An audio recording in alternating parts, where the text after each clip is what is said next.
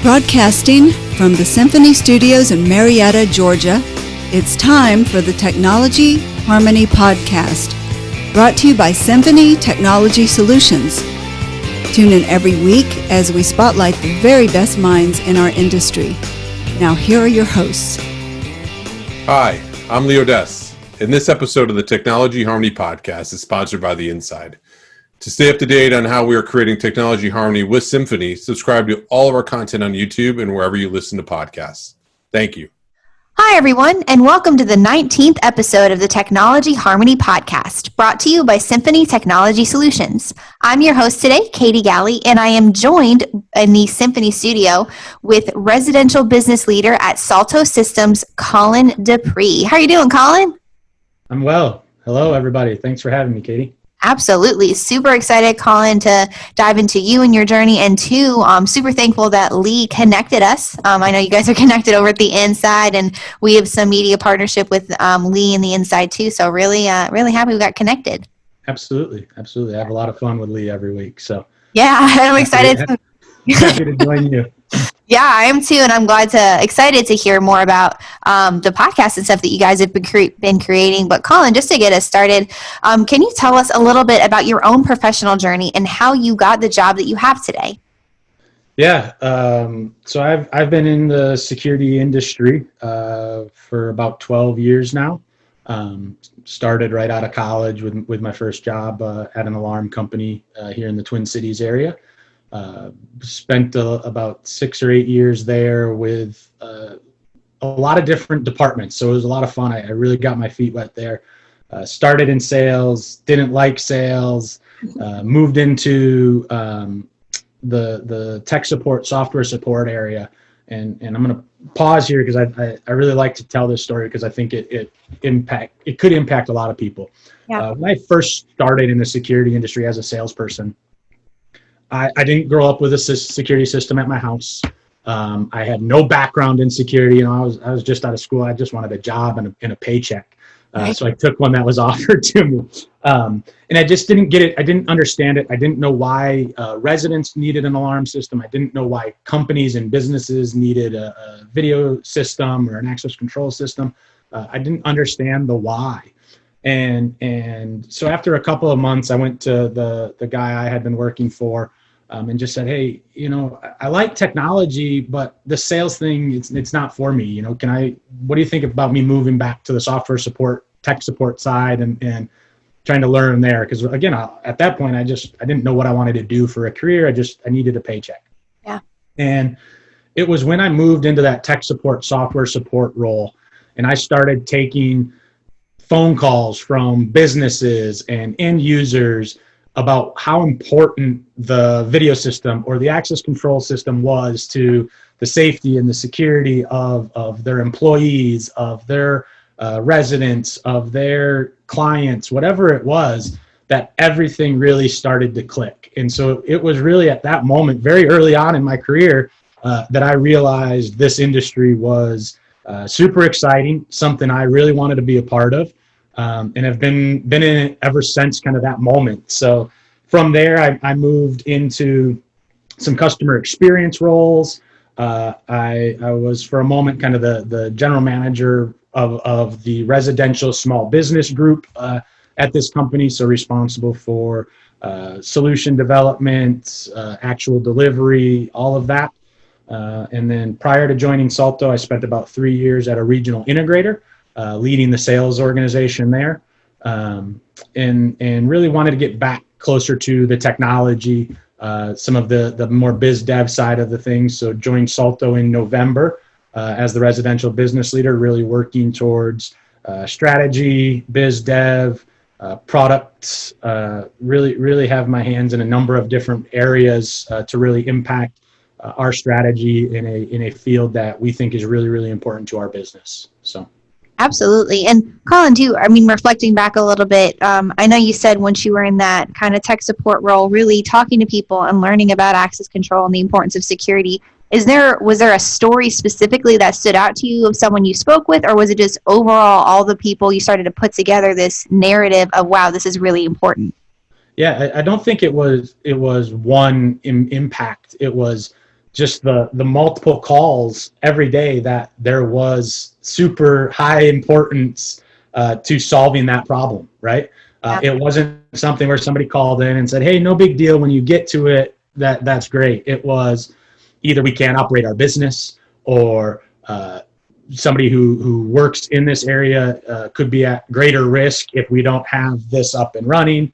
And so there became much more impactful things than just a paycheck at the end of the day for me. And it was just, it wasn't a single thing. It was the wide variety, right? And it was always something, it wasn't always the same everywhere, which was also fun, right? So the video system was more important to this company, but the access control was more important to this company. The alarm system was more important to that company. And so it was just really eye-opening to start seeing how impactful our industry was on all of these other businesses. Absolutely. And that is really amazing to be able to put all that together and then have it kind of shape then your own trajectory of where you wanted to go with a career. And so then, Colin, like you said, I mean, coming up on then joining the SALTO team. So can you talk a little bit more about specifically what SALTO does, and then in your role, what your primary responsibilities are? Yeah, so SALTO is an electronic lock manufacturer at our core. That's what we do. But we're also kind of in the midst of kind of reframing that, and what does that mean today? As the cloud becomes more important and platform becomes more important, how do we blend some of the really cool credential technology and communication technology that we're built off of with our hardware expertise and really grow that into a locking solution more than just an electronic lock manufacturer, right? Yes, that's at our core, and it always will be part of our core. But we recognize that we always need to be growing, and the software and the platform is becoming that much more important as we move forward in today's world. And my role specifically is really focused on the residential space and navigating what does residential mean yesterday, today, and tomorrow. And that's one of the things that really got me excited about it. We recently acquired a pure residential smart deadbolt company, and that was kind of SALTO's first move into the pure play residential space. So it's a retrofit Z-Wave deadbolt called Dana Lock. Really moves us into kind of that smart home space, whereas all of our electronic locks were built kind of on our own radio communication technology. Okay. So now we're starting to kind of approach and learn and adapt to where do we need to be to deliver the solutions in the residential space that not only are property owners and property managers and developers asking for, but now we really need to be focused on the resident also. A space that maybe we didn't pay as much attention to in the past of the actual credential holder, right? When we were selling to a business or something like that, a lot of the conversation and the focus was on that client of ours, not necessarily the credential holder, kind of that true end user. And in the residential space, we really need to be focused there. What does that experience need to look like from an access and a locking solution, and how do we get closer to understanding what they want, along with obviously the property owners and managers and that sort of stuff. So right, a combination of understanding that, and then single family home, multifamily home, short-term rental, what's going, is the 12-month lease going to stick around? Is that going to transition? Working from home, what is that going to do in the space? Our multifamily is going to move workspaces into the units. Is there going to be a common area workspace? So there's so much changing in the multifamily residential space that it's a lot of fun to learn, understand, and then really help impact and drive. Who are we selling to? How should we be selling in this space? Who are our partners? Who are our competitors? What products are missing from this category? So that's what my role is, and as you can tell, I have a lot of fun with it and find it very, very interesting right now. So Yes, there's clearly a lot of passion there. And it's sure, I mean, it's already technology, the ever evolving landscape of it. But then, too, like you're saying, in the last couple of months, specifically, what is the future going to look like then? And so then you said something interesting. So when did that shift then, or I guess, was there something that catalyzed that shift of looking and focusing more on the resident, the end user versus just the client that you were working with? What kind of made that shift and started the focus more on the resident? I don't think that shift happened because of the pandemic by any means. I think that was a shift in process already. Yeah. And I think it's carrying over into the commercial space. But it's in our industry, in the access control industry, I just think the multifamily side of it takes it to a new level because we're now almost into that consumer space, right? Where residents get to choose whether they stay there or not based on the technology that's in their hands, right? You're starting to see this launch of the IoT space, right? The in-unit experience of residents demanding control of their thermostat, of their sound system, of all of that. And our access control is now directly impacting that. And them as a resident, that end user, that consumer gets to choose whether they live there or not. In the commercial space and things like that, very few people are going to choose whether they take a job or not because of the credential they carry and the interaction that they have with an access control solution, right? Yep. But a resident in a multifamily space is going to determine how is their package handled, how many times do they have to pull out a different key to get through the front door, to get on the elevator, to get into their unit. And that will impact their decision as to whether they live in one of these buildings. So if we aren't aware of that experience that consumer is demanding, then we're not doing our client, our property owner, our property manager, our developer any favors by only focusing on what that developer wants, right? At the end of the day, that consumer is using our technology, and we need to be aware of it and more in tune to it than I think our industry had been in the past. I gotcha. Yeah, and that makes sense. I mean, the shift was already happening prior to that pandemic. But it's, of course, it might have catalyzed it a little bit, just a little. we like to say it took like a 2 or 3 year trend and made it into like a 3-month demand. Just real quick. And so then too, Colin, with those shifts happening, I mean, specifically technological and then in access control, looking at both the resident, but then also the client, do you see, I guess, where do you see things trending towards? How does SALTO try and stay ahead of those trends as far as anticipating the wants and needs of the resident as well as your client? That's the challenge, right? Yeah, right. And I think some of it comes to really focusing on our roadmap, right? And understanding hardware requirements, platform capabilities, and then also really understanding the timeline associated with multifamily, right? And then being realistic on that. So new builds, right?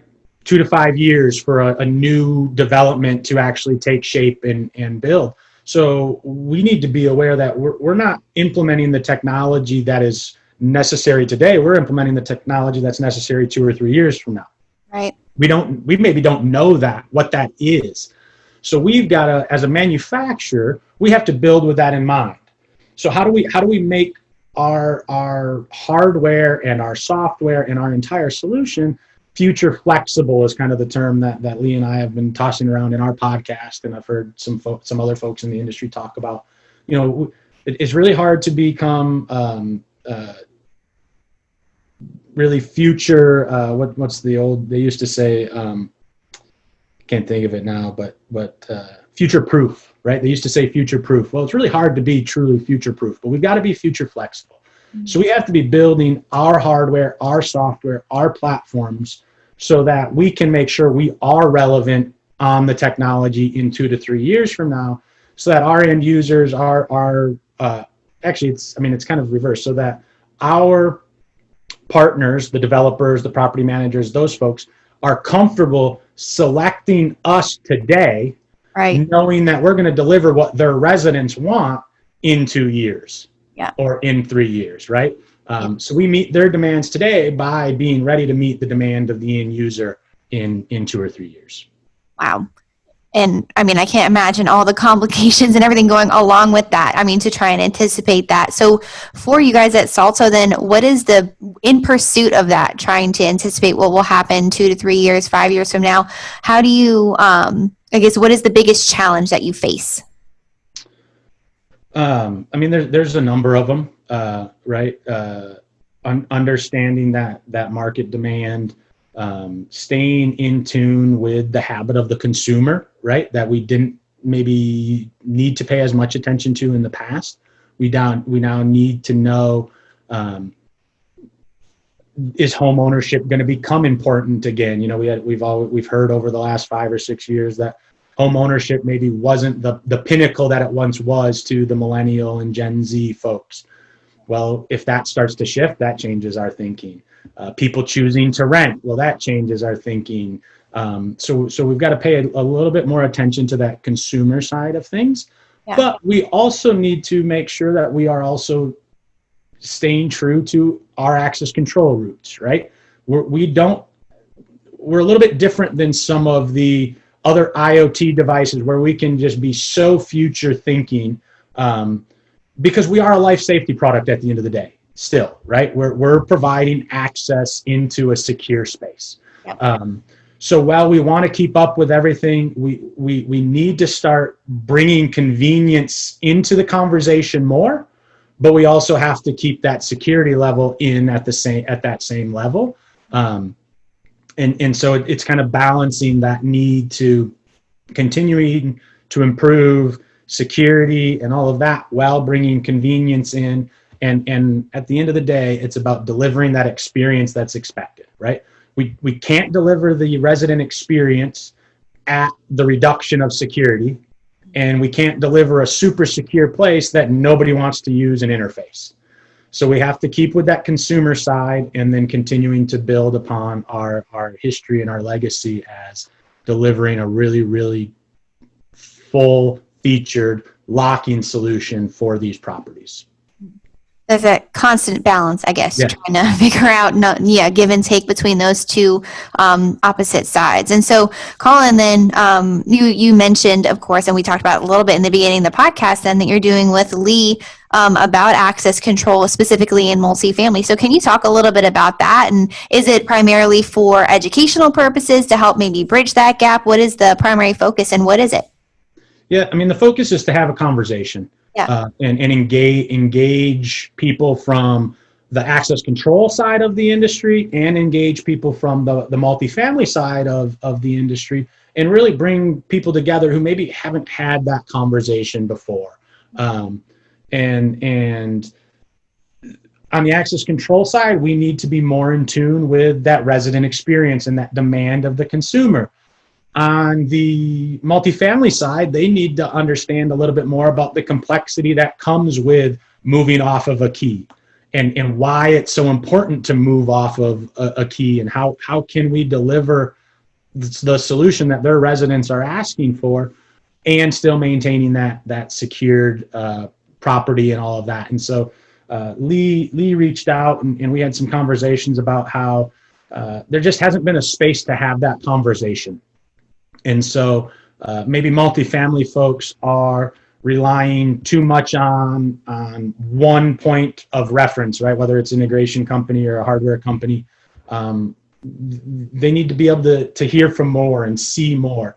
And on the same side, access control folks who maybe think they're delivering the right solution and a very secure solution, maybe need to hear from the multifamily side about how important that resident experience is and really start to bring that conversation together because the IoT platforms are making such a big push into that multifamily space. Yeah. And access control is one of those critical aspects of a smart community. And we've got to bring opportunity to have those conversations, talk about future trends, talk about challenges, talk about the issues that can come from the integration of all of these things in a multifamily space. And so that podcast is really just all about starting a conversation. I love it. And I mean, like you're saying, there's so many different facets to touch on. So it's important to just keep that conversation going, provide that that educational piece. Yep, exactly. So Colin, had you done podcast work, radio work prior to this thing with Lee? No, I have not. This is my first go with it. So yeah, how's it going? It's going. I mean, like I said, it's fun. It's fun. It is new, but I think it's a way to get the conversation started, and maybe get a bigger audience with chat boxes and blogs and all of that than what you sometimes have when you're just having a panel conversation at a trade show or something like that, right? Where they may only get 10 or 15 minutes to ask questions.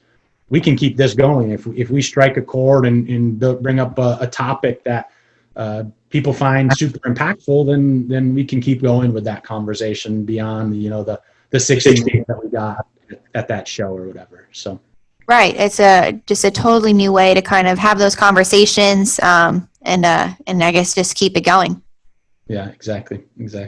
I'm still not sure I'm used to the whole on video thing and not getting the body language back and stuff like that. I'm still working on it, and I'm also not very good at the staying on a cadence. If here's the agenda, as you can tell, I get pretty passionate, and I've yelled out shiny objects. Sometimes I need a host or a moderator to reel me back in. Bring it back in, yeah. Well, that's good then. I mean, the nature of a podcast interview is you can just go down that path that you want to go down. Yeah, exactly. Well, Colin, if someone wanted to learn more about you, learn more about SALTO, maybe listen to the podcast, where might they do all of that? Yeah, absolutely. So reach out to me on LinkedIn. I'm trying to be more available on that platform and on social media than prior to the pandemic. There you go. So personally reach out to me there.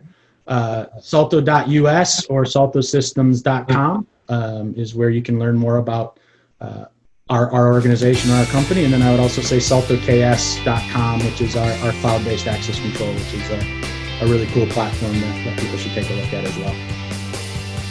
Thank you all for tuning in. We hope you enjoyed today's episode.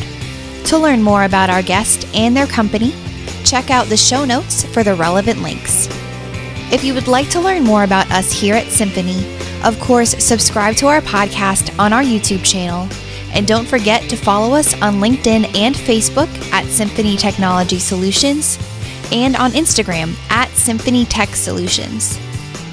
Here at Symphony, our ultimate goal is to make harmonious music out of all the technological noise. And we hope today's episode helped in doing just that. See you next time.